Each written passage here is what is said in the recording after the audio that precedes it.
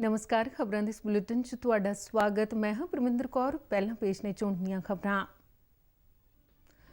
प्रधानमंत्री नरेंद्र मोदी ने कहा कि भारत नविਆਉਣਯੋਗ ऊर्जा उत्पादन के खेत्र में विश्व के दूजे देशों के मुकाबले तेजी नाल अगे वध रहा है। नविਆਉਣਯੋਗ ऊर्जा सरमाएकारी सम्मेलन दौरान उन्होंने दस्सिया कि भारत ने इस खेत्र में पिछले 6 सालों दौरान अपनी उत्पादन समर्था 2.5 गुना वधाई है। रक्षा मंत्री राजनाथ सिंह ने कहा कि मोदी सरकार ने कंट्रोल रेखा च तब्दीली की किसी भी कोशिश का करारा जवाब देने लई सुरक्षा बलों को पूरी खुल दे दी है।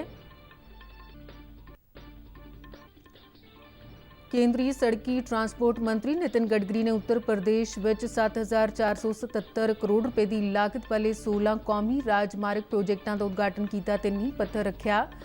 सूबा सरकार नूं टोल प्लाजा इकरारनामिਆਂ ते स्टैंप ड्यूटी खत्म करने लई आख्या। केंद्रीय मंत्री डॉक्टर जितेंद्र सिंह ने कहा कि कोरोना महामारी तो बाद भारत अर्थचारे के पुनर निर्माण में महत्वपूर्ण भूमिका निभाएगा।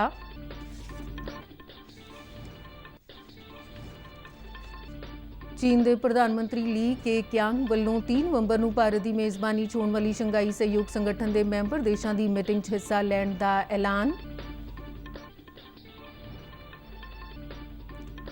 भारतीय कोस्ट गार्ड ने श्रीलंका की एक किश्ती में 99 किलो हैरोइन समेत नशियां की भारी खेप और हथियार बरामद किए। ते हुण खबरां विस्तार नाल। प्रधानमंत्री नरेंद्र मोदी ने कहा कि नविਆਉਣਯੋਗ ऊर्जा के खेत्र में भारत विश्व च चौथी थां ते है ते विश्व के प्रमुख देशों के मुकाबले तेजी नाल अगे वध रहा है। कल नवीं दिल्ली च तीजे विश्व पद्धरी नविਆਉਣਯੋਗ ऊर्जा सरमाएकारी सम्मेलन और प्रदर्शनी री इन्वेस्ट 2020 का उद्घाटन करदे उन्होंने कहा कि इस वेले भारत की नविਆਉਣਯੋਗ ऊर्जा समर्था 136 गीगावाट है जो देश की कुल ऊर्जा समर्था का 36% के बराबर है। मोदी ने कहा कि भारत ने नविਆਉਣਯੋਗ ऊर्जा के खेत्र में पिछले 6 सालों च वड्डी उपलब्धि हासिल की है। देश के हर नागरिक को अपनी समुची समर्था के विकास लई बिजली उपलब्ध करवाउण वास्ते देश भर च बिजली उत्पादन की समर्था वधाउण ते बिजली नैटवर्क का विस्तार करने के यतन किए जा रहे हैं। प्रधानमंत्री ने कहा कि 2017 तो भारत की नविਆਉਣਯੋਗ ऊर्जा समर्था कोले ते आधारित बिजली उत्पादन समर्था तो वधेरे वध गई है। उन्होंने कहा कि पिछले 6 सालों च देश ने नविਆਉਣਯੋਗ ऊर्जा की समर्था में 2.5 गुना वाधा किया है। We are proposing to launch a comprehensive national hydrogen energy mission. After the success of PLI in electronics manufacturing, we have decided to give similar incentives to high efficiency solar modules. Modi ने कहा कि जदों नविਆਉਣਯੋਗ ऊर्जा के खेत्र में सरमाएकारी लाभदायक नहीं सी उदों भारत ने इस खेत्र में पैसा लगाया और इसकी लागत में कमी आई। प्रधानमंत्री ने कहा कि भारत ने विश्व को दिखा दिता है कि वातावरण के अनुकूल नीतियां आर्थिक नज़रिए तो भी चंगियां होंदियां ने। मोदी ने कहा कि उन्होंने सरकार ने नविਆਉਣਯੋਗ ऊर्जा को उत्साहित करने की योजना को किसी एक मंत्रालय या विभाग तक सीमित नहीं रखा बल्कि ये यकीनी बनाया कि समूची सरकार इस उद्देश्य को लैके अगे बढ़े। उन्होंने कहा कि सरकार ऊर्जा समर्था ਵਧਾਉਣ ਲਈ ਕੰਮ कर रही है। प्रधानमंत्री ने व्यापारियों ते सरमाएकारां नूं नविਆਉਣਯੋਗ ऊर्जा प्रोग्राम च शामिल होने का सੱਦਾ दिंदिਆਂ कहा कि अगले दहाके लिए नविਆਉਣਯੋਗ ऊर्जा के इस्तेमाल लिए विस्तारित प्रोग्राम बनाए गए जिस नाल हर साल तकरीबन $20 अरब के व्यापारिक मौके उपलब्ध होने की संभावना है। To the world that sound environment policies can also be sound economics. Today, India is among the very few countries to be on track to achieve the 2-degree compliance goal. Friends, our transition to cleaner sources of energy has been driven by the approach of access. 2 दिन इस virtual प्रदर्शनी च विश्व दीयां कई वड्डियां कंपनियां नविਆਉਣਯੋਗ ऊर्जा खेत्र में अत्याधुनिक तकनोलॉजी का प्रदर्शन कर रही ने। रक्षा मंत्री राजनाथ सिंह ने कहा कि भारत अतवाद विरुद्ध मूंह तोड़ जवाबी कार्रवाई कर रहा है। नवीं दिल्ली च आयोजित एक प्रोग्राम में वीडियो कानफ्रेंस राही संबोधन करदे उन्होंने कहा कि भारत हुण अतवाद विरुद्ध देश दीयां सरहदां दे अंदर ही नहीं बल्कि लोड़ पैण ते सरहदां तो पार भी अतवादी ठिकाणियां नूं तबाह करन दी कार्रवाई कर रहा है। रक्षा मंत्री ने कहा कि एनडीए सरकार ने कंट्रोल रेखा च तब्दीली के किसी भी यतन का मूंह तोड़ जवाब देने लई सुरक्षा बलों नूं पूरी खुल्ल दे दी है। उन्होंने भरोसा दिवाया कि प्रधानमंत्री नरेंद्र मोदी ਮੋਦੀ ਦੀ ਅਗਵਾਈ ਵਾਲੀ ਸਰਕਾਰ ਭਾਰਤ ਦੀਆਂ ਸਰਹੱਦਾਂ, ਗਰਿਮਾ ਤੇ ਆਪਣੇ ਆਤਮ ਸਨਮਾਨ ਨਾਲ ਕੋਈ ਸਮਝੌਤਾ ਨਹੀਂ ਕਰੇਗੀ। ਕੇਂਦਰੀ ਸੜਕੀ ਟਰਾਂਸਪੋਰਟ ਅਤੇ ਰਾਜ ਮੰਤਰੀ ਨਿਤਿਨ ਗਡਕਰੀ ਨੇ ਉੱਤਰ ਪ੍ਰਦੇਸ਼ ਸਰਕਾਰ ਨੂੰ ਕਿਹਾ ਕਿ ਉਹ ਸੂਬੇ ਵਿਚਲੇ ਟੋਲ ਪਲਾਜ਼ਾ ਇਕਰਾਰਨਾਮਿਆਂ ਨੂੰ ਸਟੈਂਪ ਡਿਊਟੀ ਤੋਂ ਛੋਟ ਦੇਵੇ। ਉੱਤਰ ਪ੍ਰਦੇਸ਼ 'ਚ 7,477 ਕਰੋੜ ਰੁਪਏ ਦੀ ਲਾਗਤ ਨਾਲ ਬਣਨ ਵਾਲੀਆਂ ਕੋਈ 500 ਕਿਲੋਮੀਟਰ ਤੋਂ ਵੱਧ ਲੰਮੀਆਂ ਸੜਕਾਂ ਦੇ 16 ਕੌਮੀ ਰਾਜ ਮਾਰਗ ਪ੍ਰੋਜੈਕਟਾਂ ਦਾ ਵਰਚੁਅਲ ਤੌਰ ਤੇ ਉਦਘਾਟਨ ਅਤੇ ਨੀਂਹ ਪੱਥਰ ਰੱਖਦਿਆਂ ਗਡਕਰੀ ਨੇ ਕਿਹਾ ਕਿ ਉੱਤਰ ਪ੍ਰਦੇਸ਼ 'ਚ ਪਿਛਲੇ 6 ਸਾਲਾਂ ਦੌਰਾਨ 42,000 ਕਰੋੜ ਰੁਪਏ ਦੀ ਲਾਗਤ ਦੀਆਂ 3700 ਕਿਲੋਮੀਟਰ ਲੰਮੀਆਂ ਸੜਕਾਂ ਦਾ ਵਾਅਦਾ ਕੀਤਾ ਗਿਆ ਤੇ ਹੁਣ ਸੂਬੇ 'ਚ 11,399 ਕਿਲੋਮੀਟਰ ਤੋਂ ਵੱਧ ਕੌਮੀ ਰਾਜਮਾਰਗ ਅਤੇ ਸੜਕਾਂ ਨੇ, ਜਿਨ੍ਹਾਂ ਦੇ ਨਿਰਮਾਣ ਤੇ 1.3 ਲੱਖ ਕਰੋੜ ਰੁਪਏ ਦਾ ਖਰਚਾ ਆਇਆ ਹੈ। ਉਨ੍ਹਾਂ ਦੱਸਿਆ ਕਿ ਪਿਛਲੇ 3 ਸਾਲਾਂ ਦੌਰਾਨ ਸੜਕਾਂ ਲਈ ਜ਼ਮੀਨਾਂ ਦੀ ਪ੍ਰਾਪਤੀ ਤੇ ਕੋਈ 26,000 ਕਰੋੜ ਰੁਪਏ ਦੀ ਰਕਮ ਵੰਡੀ ਗਈ ਹੈ। ਸਮਾਗਮ ਨੂੰ ਸੰਬੋਧਨ ਕਰਦਿਆਂ ਕੇਂਦਰੀ ਰਾਜ ਮੰਤਰੀ ਰਿਟਾਇਰਡ ਜਨਰਲ VK ਸਿੰਘ ਨੇ ਕਿਹਾ ਕਿ ਇਨ੍ਹਾਂ ਸੜਕਾਂ ਦੇ ਪ੍ਰੋਜੈਕਟ ਮੁਕੰਮਲ ਹੋਣ ਤੇ ਉੱਤਰ ਪ੍ਰਦੇਸ਼ ਵਿੱਚ ਅੰਤਰਰਾਜੀ ਅਤੇ ਅੰਤਰ ਜ਼ਿਲ੍ਹਾ ਕਨੈਕਟੀਵਿਟੀ ਹੋਰ ਤੇਜ਼ ਹੋ ਗਈ ਹੈ ਤੇ ਸੜਕੀ ਆਵਾਜਾਈ ਨਿਰਵਿਘਨ ਰੂਪ 'ਚ ਸੰਚਾਲਿਤ ਹੋ ਰਹੀ ਹੈ।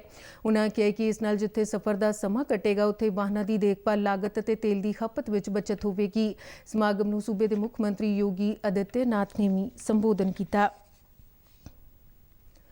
ਕੇਂਦਰੀ ਰਾਜ ਮੰਤਰੀ ਡਾਕਟਰ ਜਤਿੰਦਰ ਸਿੰਘ ਨੇ ਕਿਹਾ ਕਿ ਕੋਵਿਡ-19 ਮਹਾਮਾਰੀ ਦੇ ਯੁੱਗ ਤੋਂ ਬਾਅਦ ਆਰਥਿਕਤਾ ਦੇ ਵਿਕਾਸ 'ਚ ਭਾਰਤ ਮਹੱਤਵਪੂਰਨ ਭੂਮਿਕਾ ਅਦਾ ਕਰੇਗਾ। ਵਿਗਿਆਨ ਅਤੇ ਤਕਨਾਲੋਜੀ ਵਿਭਾਗ ਅਤੇ ਫਿੱਕੀ ਵੱਲੋਂ ਸਾਂਝੇ ਤੌਰ ਤੇ ਆਯੋਜਿਤ ਕੀਤੇ ਗਏ ਵਿਸ਼ਵ ਪੱਧਰੀ ਖੋਜ ਅਤੇ ਵਿਕਾਸ ਸੰਮੇਲਨ 2020 ਨੂੰ ਸੰਬੋਧਨ ਕਰਦਿਆਂ ਉਨ੍ਹਾਂ ਕਿਹਾ ਕਿ ਭਾਰਤ ਦੇ ਵਿਗਿਆਨੀਆਂ ਨੇ ਕੋਵਿਡ-19 ਮਹਾਮਾਰੀ ਦੀ ਚੁਣੌਤੀ ਨਾਲ ਨਜਿੱਠਣ ਲਈ ਪ੍ਰਭਾਵਸ਼ਾਲੀ ਢੰਗ ਨਾਲ ਜੋ ਕੰਮ ਕੀਤਾ ਹੈ ਉਹ ਦੇਸ਼ ਦੀ ਵਿਗਿਆਨ ਪ੍ਰਤਿਭਾ ਨੂੰ ਦਰਸਾਉਂਦਾ ਹੈ। ਉਨ੍ਹਾਂ ਕਿਹਾ ਕਿ ਕੋਵਿਡ-19 ਮਹਾਮਾਰੀ ਨੇ ਸਾਨੂੰ ਮਾੜੇ ਸਮਿਆਂ 'ਚ ਰਵਾਇਤੀ ਭਾਰਤੀ ਇਲਾਜ ਪ੍ਰਣਾਲੀ ਦੇ ਮਹੱਤਵ ਨੂੰ ਉਜਾਗਰ ਕਰਦਿਆਂ ਨਵੇਂ ਨਿਯਮ ਬਣਾਉਣ ਲਈ ਪ੍ਰੇਰਿਤ ਕੀਤਾ ਹੈ।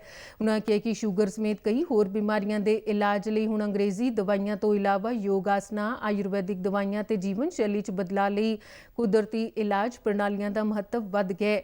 ਉਨ੍ਹਾਂ ਕਿਹਾ ਕਿ ਮੋਦੀ ਸਰਕਾਰ ਦਾ ਪੂਰਾ ਧਿਆਨ ਦੇਸ਼ ਦੇ ਸਮੁੱਚੇ ਵਿਕਾਸ ਲਈ ਨਵੀਨਤਾ ਤੇ ਕੁਸ਼ਲਤਾ ਤੇ ਕੇਂਦਰਿਤ ਹੈ। ਉਨ੍ਹਾਂ ਕਿਹਾ ਕਿ ਭਾਰਤ ਨੇ ਭਾਵੇਂ ਆਪਣੀ ਪੁਲਾੜ ਯਾਤਰਾ ਦੇਰ ਨਾਲ ਸ਼ੁਰੂ ਕੀਤੀ ਹੈ, ਪਰ ਪਿਛਲੇ 4-5 ਸਾਲਾਂ ਦੌਰਾਨ ਪੁਲਾੜ ਟੈਕਨੋਲੋਜੀ ਦੇਸ਼ ਦੇ ਬੁਨਿਆਦੀ ਢਾਂਚੇ ਦੇ ਨਿਰਮਾਣ ਅਤੇ ਪ੍ਰੋਤਸਾਹਨ ਦਾ ਇੱਕ ਮਹੱਤਵਪੂਰਨ ਹਿੱਸਾ ਬਣ ਗਿਆ ਹੈ, ਜਿਸ ਦੇ ਲਾਭ ਹਰ ਵਿਅਕਤੀ ਤੱਕ ਪਹੁੰਚੇ ਨੇ। ਬੰਦਰਗਾਹਾਂ, ਜਹਾਜ਼ਰਾਨੀ ਅਤੇ ਜਲ ਮਾਰਗਾਂ ਬਾਰੇ ਮੰਤਰਾਲਾ ਨੇ ਜਨਤਾ ਤੋਂ ਫੀਡਬੈਕ ਅਤੇ ਸੁਝਾਵਾਂ ਲਈ ਮਰਚੈਂਟ ਸ਼ਿਪਿੰਗ ਬਿੱਲ 2020 ਦਾ ਖਰੜਾ ਜਾਰੀ ਕੀਤਾ ਹੈ। ਇਸ ਖਰੜੇ ਦਾ ਮਕਸਦ ਮਰਚੈਂਟ ਸ਼ਿਪਿੰਗ ਐਕਟ 1958 ਤੇ ਕੋਸਟਿੰਗ ਵੈਸਲਸ ਐਕਟ 1838 ਨੂੰ ਖਤਮ ਕਰਨਾ ਹੈ ਤੇ ਇਹਨਾਂ ਦੀ ਥਾਂ ਤੇ ਨਵਾਂ ਬਿੱਲ ਲਿਆਉਣਾ ਹੈ। ਮਰਚੈਂਟ ਸ਼ਿਪਿੰਗ ਬਿੱਲ 2020 ਦੇ ਖਰੜੇ ਨੂੰ ਅਮਰੀਕਾ, ਜਾਪਾਨ, ਬਰਤਾਨੀਆ, ਸਿੰਗਾਪੁਰ ਅਤੇ ਆਸਟ੍ਰੇਲੀਆ ਵਰਗੇ ਵਿਕਸਿਤ ਦੇਸ਼ਾਂ ਵੱਲੋਂ ਅਪਣਾਏ ਗਏ ਸਰਵੋਤਮ ਅਭਿਆਸਾਂ ਨਾਲ ਭਾਰਤੀ ਜਹਾਜ਼ਰਾਨੀ ਸਨਅਤ ਦੇ ਵਿਕਾਸ ਨੂੰ ਹੁਲਾਰਾ ਦੇਣ ਦੇ ਮਕਸਦ ਨਾਲ ਤਿਆਰ ਕੀਤਾ ਗਿਆ ਹੈ।